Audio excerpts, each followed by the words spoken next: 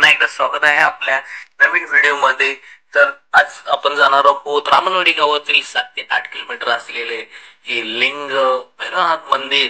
बघू शकता की घनदाट जंगलामध्ये आहे आणि आम्ही असं आज पायी पावायचा दिवस असल्यामुळे आम्ही मंदिरामध्ये नारळ फोडण्यासाठी जात आहोत। बघा आजूबाजूचा परिसर, मंदिर किती सुंदर आहे। या मंदिराची खासियत म्हणजे पूर्णशः हे जंगलामध्ये आहे। जंगलामध्ये असल्यामुळे याला एक वेगळंच असं सौंदर्य येतं आणि इथलं पाणी हे 12 महिने आहे। 12 महिने पाणी असल्यामुळे ते गावासाठी पाणी पिण्यासाठी वापरलं जातं। इथून पाणी नेलं जातं। बघा मासे वगैरे हातपाय धुवून आम्ही मस्तपैकी थोडंसं टाइम स्पेंड केला। आमच्या इथं आधी आलेले मंडळींनी नारळ काहींनी फोडले होते आणि काही बाकी होते आणि बघू शकता तुम्ही महादेवाची पूजा देखील चालू आहे। मग आमची एंट्री झाली। बघू शकता किती सुंदर असं मंदिर आहे। छोटं मंदिर आहे पण याची खासियत आहे की पूर्ण झाडे झुडपांच्या मध्ये आणि घनदाट जंगलामध्ये हे मंदिर आहे। एकदा का मंदिराच्या गाभाऱ्यात प्रवेश केला ना की मनातील सगळ्या शंका आणि भीती दूर होते। जंगलामध्ये असलेले वन्य प्राणी वगैरे हे सगळ्याची भीती नाहीशी होते। एवढं अद्भुत असं मंदिर आहे। बघू शकता महादेवाचं अशी पिंडी एकदम सुंदर अशी आहे।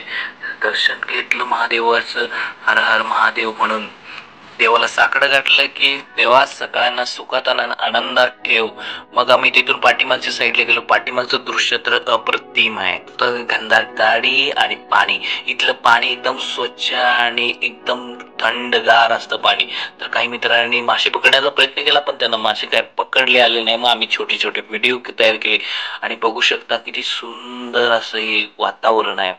तर मित्रांनो, तुम्ही देखील मित्रांच्या सोबत टाइम स्पेंड करा, खेळा, मजा करा, कारण याच आठवणी तुम्हाला आयुष्यभरासाठी राहतात। तर थोडी आयुष्य एकदाच आहे मित्रांनो, जगता आलं पाहिजे। मग आम्हाला बोलवून आलं की दुपारती करायची, मग दुपारती केली आणि देवाला नैवेद्य दाखवण्यासाठी प्रसाद प्रसाद केला। इथला प्रसाद ना अप्रतिम असतो। जरी तुम्ही चटणी मिठात तेल घालून जरी आमटी केली तरी अप्रतिम लागते मित्रांनो। मग असं प्रसाद घेऊन आम्ही परतीच आपल्याला आणि आम्ही असं व्हिडिओ काढत खेळत मजा करत असं जंगलातून पायवाटेनं निघालो। कारण पायवाट म्हणजे जेणेकरून पाऊस पडलेला होता आणि गाडी जाऊ शकत नव्हती। गाडी देखील जाते, तुम्ही देखील या ह्या घनदाट जंगलाचं रहस्य आणि जंगल इथं अनुभवा। इथलं दृश्य एकदम अप्रतिम आहे। मग वाटेतच आम्हाला सापटोळी भेटली, तिला आम्ही दूर केलं कारण कोणाचा पाय पडू नये म्हणून। मित्रांच्या बरोबर फिरलं पाहिजे। आयुष्य एकदाच आहे। खूप मजा करा, एन्जॉय करा आणि तुम्हाला व्हिडिओ आवडला असेल तर लाईक आणि सबस्क्राईब करा आणि बेल आयकॉनवर क्लिक करा म्हणजे पुढचा व्हिडिओ तुम्हाला नक्की भेटेल। धन्यवाद मित्रांनो।